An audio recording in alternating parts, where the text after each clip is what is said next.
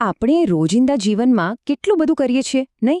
સવારે ઉઠવાથી માંડીને રાત્રે સૂવા સુધી કામ પર જવું, મિત્રોને મળવું, પરિવાર સાથે સમય વિતાવવો. પણ ક્યારે એવું વિચાર્યું છે કે આ બધી પ્રવૃત્તિઓ પાછળનું અસલી કારણ શું છે? કઈ વસ્તુ આપણને આ બધું કરવા માટે પ્રેરે છે? ચાલો આજના આ વિશ્લેષણમાં આપણે આ જ રસપ્રદ સવાલનો જવાબ શોધવાનો પ્રયત્ન કરીએ. તો ચાલો એક બહુ જ સરળ સવાલથી શરૂઆત કરીએ.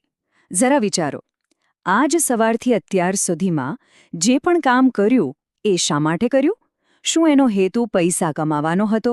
કે પછી કોઈની મદદ કરવાનો હતો? કે પછી બસ પ્રેમ અને લાગણીને કારણે કર્યું? આ એક નાનકડો સવાલ જ છે ને, જે આપણને આર્થિક અને બિન આર્થિક પ્રવૃત્તિઓ વચ્ચેનો ભેદ સમજાવશે. આ સમજવા માટે આપણે 4 ભાગમાં આગળ વધીશું. સૌથી પહેલા જોઈશું કે આર્થિક પ્રવૃત્તિ શું છે અને તેના ઉદાહરણો શું છે. પછી બિન આર્થિક પ્રવૃત્તિ એટલે કે લાગણી અને સેવા વિશે વાત કરીશું. ત્યાર પછી આ બંને વચ્ચેનો તફાવત સ્પષ્ટ કરીશું. અને છેલ્લે એક મસ્ત ઉદાહરણથી સમજીશું કે કેવી રીતે એક જ વ્યક્તિ 2 અલગ અલગ ભૂમિકાઓ ભજવી શકે છે. ચાલો તો શરૂ કરીએ પહેલા મુદ્દાથી. આર્થિક પ્રવૃત્તિ એટલે કે આપણા જીવનનું એ પાસું જે સીધું પૈસા સાથે જોડાયેલું છે. તો આર્થિક પ્રવૃત્તિ એટલે શું? જો વ્યાખ્યા બહુ સીધી અને સરળ છે. કોઈ પણ એવું કામ જેનો મુખ્ય હેતુ પૈસા કમાવાનો હોય અથવા કોઈ પણ પ્રકારનો નાણાકીય ફાયદો મેળવવાનો હોય, બસ એને આર્થિક પ્રવૃત્તિ કહેવાય. સીધી વાત છે. આ એ બધી પ્રવૃત્તિઓ છે જેનાથી આપણું ઘર ચાલે છે, આપણી આજીવિકા ચાલે છે. અને એટલે જ ખબર છે, આવી પ્રવૃત્તિઓને ફળદાયી પ્રવૃત્તિઓ પણ કહેવાય છે. કેમ? કારણ કે આ કામ કરવાથી આપણને એનું ફળ મળે છે, એટલે કે પૈસા અથવા સંસાધનો. અને આ જ સંસાધનોથી આપણે આપણી અને આપણા પરિવારની જરૂરિયાતો પૂરી કરી શકીએ છીએ. દાખલા તરીકે ખેતરમાં અનાજ ઉગાડતો ખેડૂત એ અનાજ વેચીને પૈસા કમાય છે.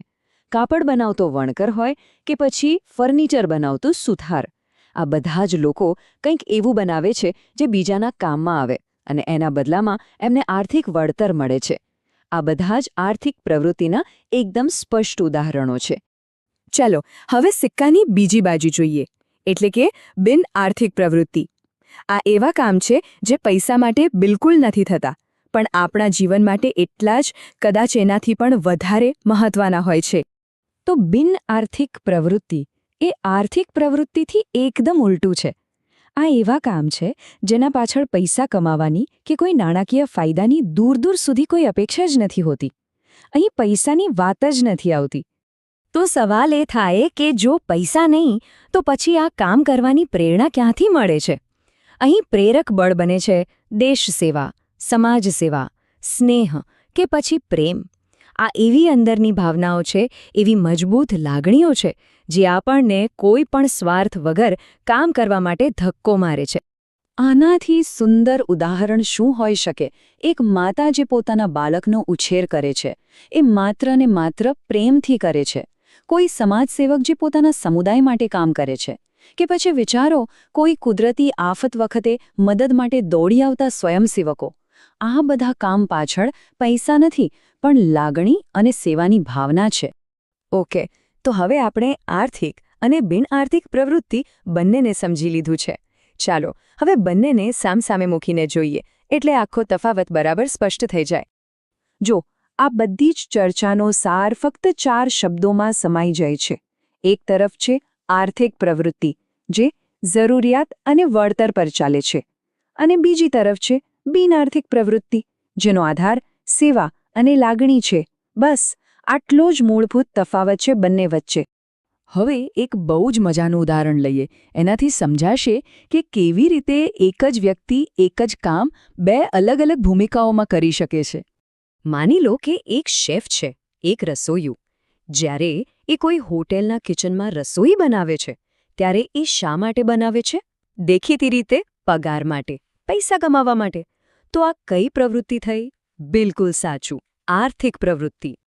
પણ હવે એ જ શેફ દિવસભર કામ કરીને ઘરે આવે છે અને પોતાના પરિવાર માટે પ્રેમથી રસોઈ બનાવે છે. કામ તો એ જ છે, રસોઈ બનાવવાનું. પણ અહીં હેતુ શું છે? અહીં કોઈ પગાર નથી. અહીં તો ફક્ત પ્રેમ અને સ્નેહ છે. તો એ જ ક્રિયા હવે શું બની ગઈ? બિન આર્થિક પ્રવૃત્તિ. તો આના પરથી સૌથી મહત્વની વાત શું સમજાય છે? મુદ્દો એ નથી કે શું કામ થઈ રહ્યું છે. મુદ્દો એ છે કે શા માટે એ કામ થઈ રહ્યું છે. મતલબ કે કોઈ પણ પ્રવૃત્તિ આર્થિક છે કે બિનઆર્થિક, એનો આધાર કામ પર નહીં પણ એની પાછળના હેતુ પર છે. આ જ આખી વાતનો નિચોડ છે. અને અંતે ચાલો આપણે સૌ એક પ્રશ્ન પર વિચારીએ. જો આપણે આપણા પોતાના જીવન પર નજર કરીએ તો તેમાં આર્થિક અને બિનઆર્થિક પ્રવૃત્તિઓ વચ્ચે કેવું સંતુલન છે? શું એક પ્રવૃત્તિ બીજી પર વધારે પડતી હાવી થઈ ગઈ છે? આ વિષયને સમજ્યા પછી પોતાના જીવનને આ દૃષ્ટિકોણથી જોવું ખરેખર રસપ્રદ રહેશે નહીં?